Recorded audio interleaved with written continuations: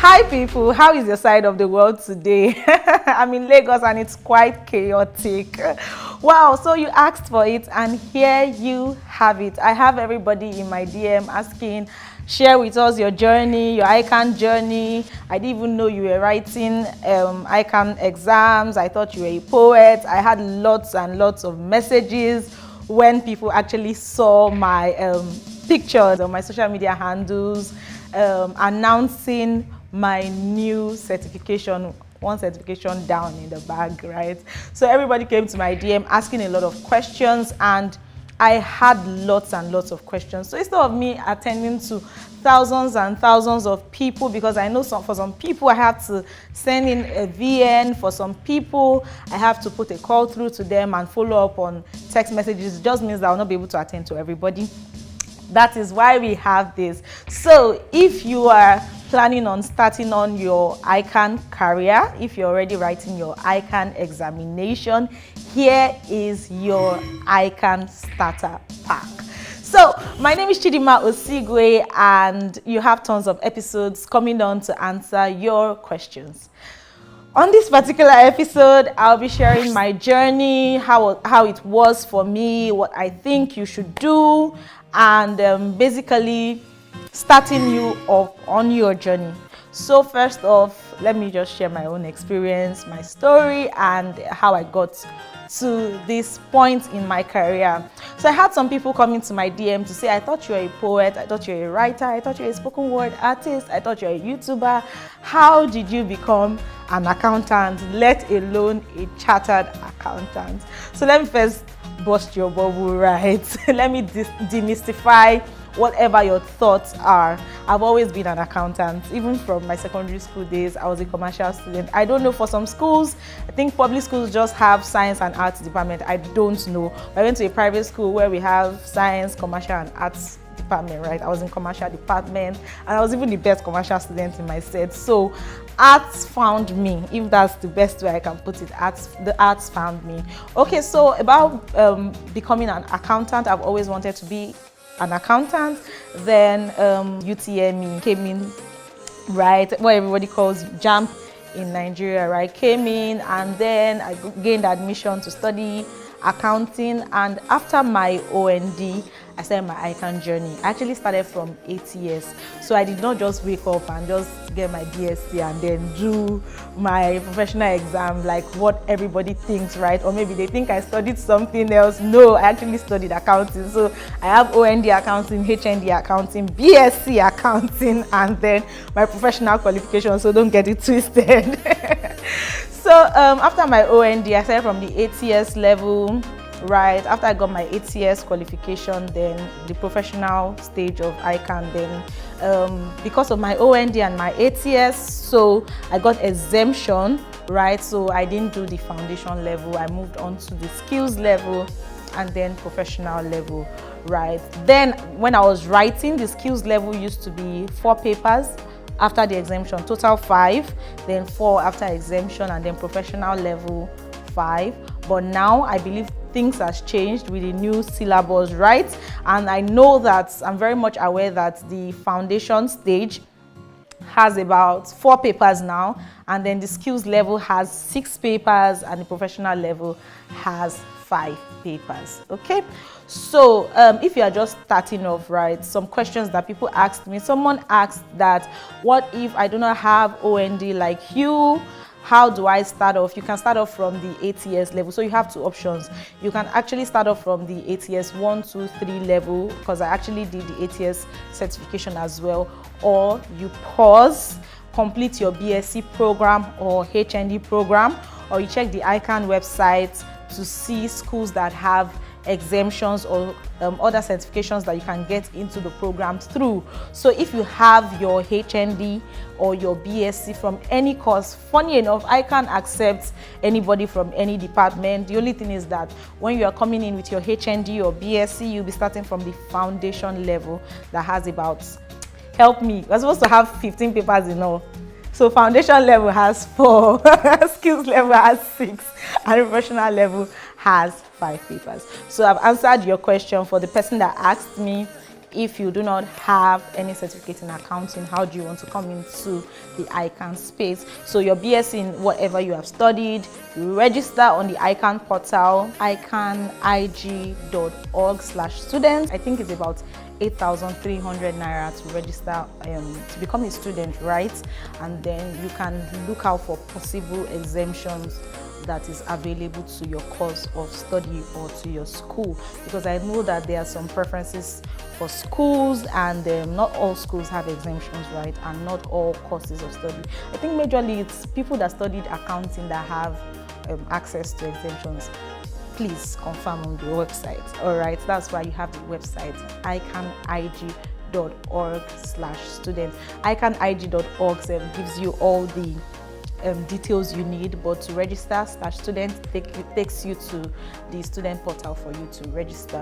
Okay, I've answered the question about not having any accounting background, and then how are you going to navigate through that, right? And I've already told you that you can actually become a chartered accountant even without having an accounting background.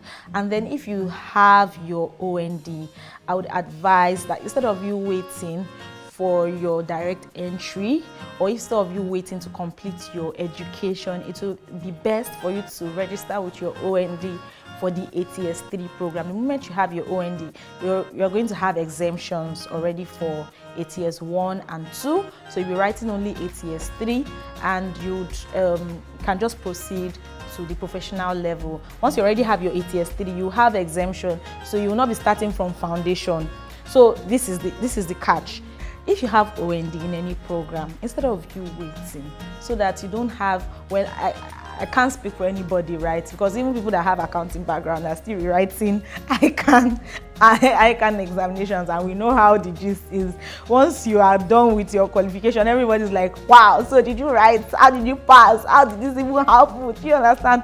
Let alone someone coming from another department. If you are ready to make that sacrifice, that's okay. But if you have your OND qualification already, I would say put in for your ATS3 program, complete your program, get your exemption from foundation, move on to skills level, and do your professional level as well, so that makes it faster for you, Sha. But for knowledge sake, if you want to go through the whole process for knowledge sake, that's on you. You can go ahead and do that. But all the information you need is on the ICAN website, icanig.org. You can get that there. Someone else asked that, okay, I completed my OND program, I moved on to my HND program, and I was also running a BSc program. How did I navigate through all of that?